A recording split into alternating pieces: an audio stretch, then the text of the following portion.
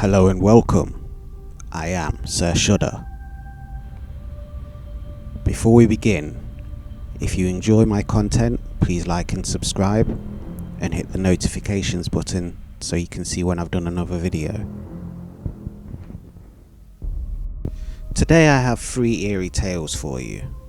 The first is called The Police Officer's Questioning. I was tired from work and finally arrived back at my apartment building after a long day.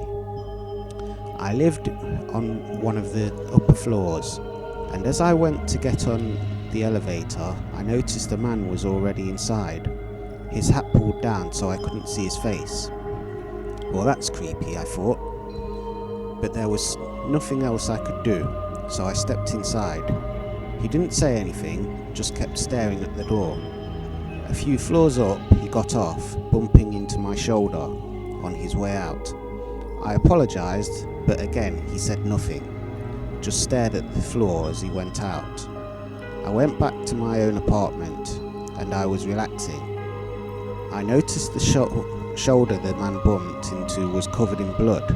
What the hell? That's gross, I thought, but I was tired. I didn't think much more about it.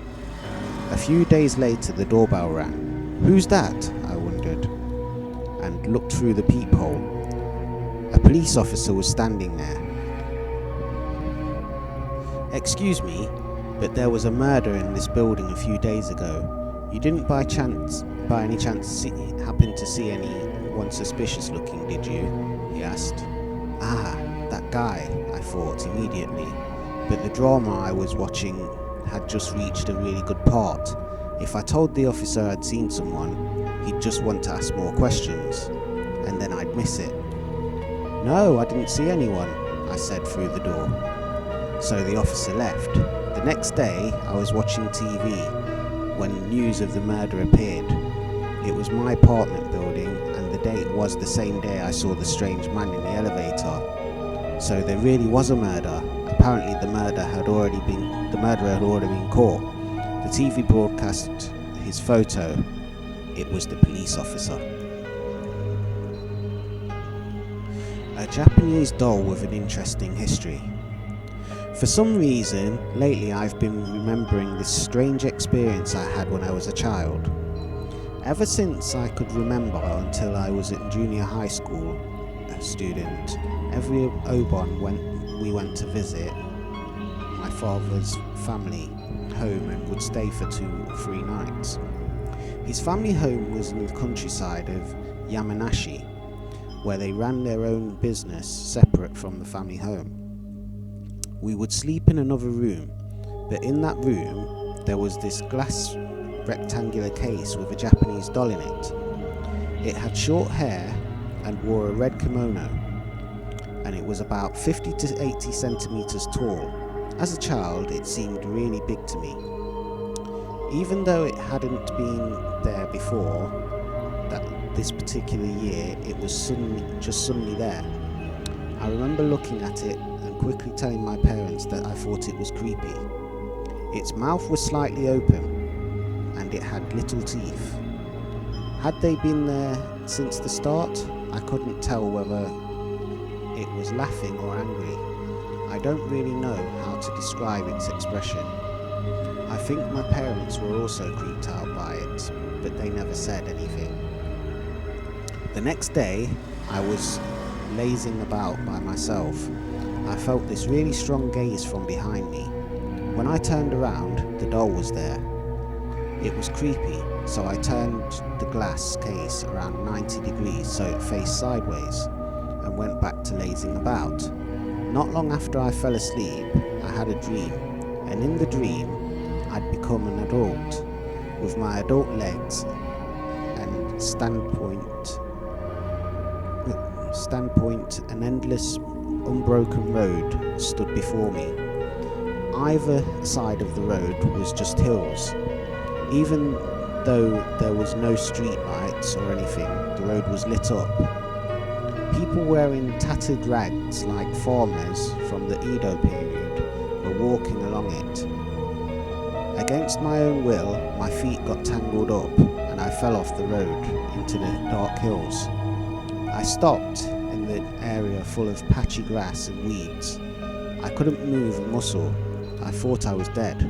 Suddenly I heard a Buddhist prayer. Someone on the road above was saying a prayer for me. I was so happy. I didn't want to die alone. Just as I thought that, my viewpoint changed to the person looking down on the dead body. It was a stranger. Their hair was thinning, mouth open, eyes upturned. They were most certainly dead. Then I woke up. I was covered in sweat. What a strange dream, I thought. When I rolled over, the doll was looking right at me. It looked like it was smiling. The glass case was still in the same spot. I didn't want to touch it, so I left it alone like that. The next year, the doll was in the guest house again. Its hair had grown. Its hair reached its shoulders now. Apparently, it was normal for dolls' hair to grow, but to me, it was just creepy. I remember my parents being like, "Wow, its hair is growing." I asked my aunt about it. "Just what is this doll?" Her reply was, that is, it hasn't done anything bad, has it?" I stopped asking questions right there.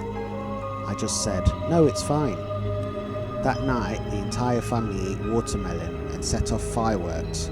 While we were playing with the fireworks, another aunt who lived by herself and only returned for Obon, idly said, "Asan is behind you. You, Ochan, me. How nice of him to come." My aunt and father's face froze. "Well, it is Obon," my father said cheerfully, and everyone laughed. Afterwards, I learned that Asan was my great-grandfather. Apparently, during his time with the family, was very well off, but he was a prolific philanderer, who spent little time with his own family, and unable to bear it anymore, my great-grandmother and her son, my grandfather ran off in the night and broke off all ties with him. After that, my great-grandfather went on to spend his money like water, and in the end died alone. The person I saw in the photo that was supposedly Asan was the dead person I'd seen in my dream. The next year, the doll was gone. I couldn't feel its strong gaze anymore, and the fear began to fade. So once more, I asked my aunt about it. Where did the doll go?" "It did something bad, so we took it to the shrine." "I didn't find any of this strange." "What did it do?" "It was in a case, right? It would get out and walk freely at night." "Well, just that would be fine, really, but in the middle of the night, it tripped up. Oh, my cousin, and badly hurt his ankle. In short, when morning came, they kept finding the doll in places other than its glass case. They kept putting it back, but had no clue what was going on. Despite the fact the glass case was locked, the lock was cleanly broken off. While they were wondering about what was going on, that's when my cousin accidentally saw it. He was a high school student at the time. He woke up during the night and went to the toilet. He heard a small noise in the hallway. When he flushed the toilet and stepped outside, he suddenly felt a tug on his pants and fell forward. When he went to look what his pants were caught on, he saw the doll's hand stretched out and holding onto the cuff of his pants. According to my cousin, he heard the doll laugh. It wasn't a girl's voice, it was a deep, but like something between male and female. Then he got so scared he passed out. My aunt woke up in the morning and found my cousin with the doll lying on his ankle and his leg in pain. That was just no good. so they took the doll to a shrine and left it there for safekeeping. They should have done it sooner, but the doll was important to my aunt, so she felt bad about doing so. I had another question. Where did she buy the doll? She said she didn't. It was a gift. Where from? Her friend. That friend had passed away, which is to say that until that friend died, they had looked after the doll, and it was their wish that she take it as a memento. That friend made a kimono for the doll. Why? My aunt didn't know. But the doll originally wasn't her friend's either. The friend also received it from somewhere else and was asked to make the kimono for it. Who did they receive it from? Where was it sold?